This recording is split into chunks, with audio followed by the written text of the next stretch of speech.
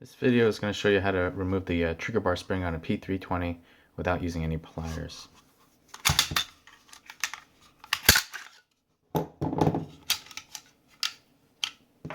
Take out the fire control unit. This is the trigger bar spring. In order to remove this without using any pliers, all you have to do is first take this trigger bar, push it down away from the sear, pull this out of the housing, kick that forward, this comes out, and it just falls apart, and that's your spring. To put it back in, same thing, loop it in here first, hold it here with your thumb. This is the trigger bar.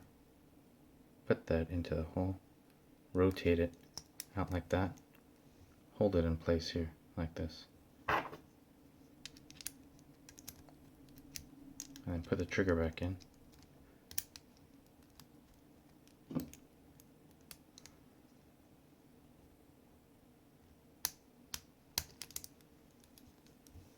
And then just drop this back in here into the housing.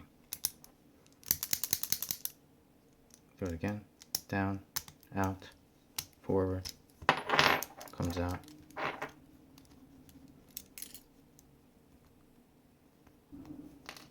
Like so. I'm going to take the spring, put it in here, hold it in place.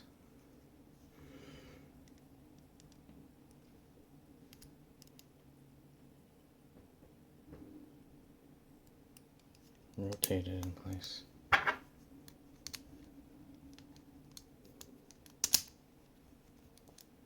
Drop it back into the housing.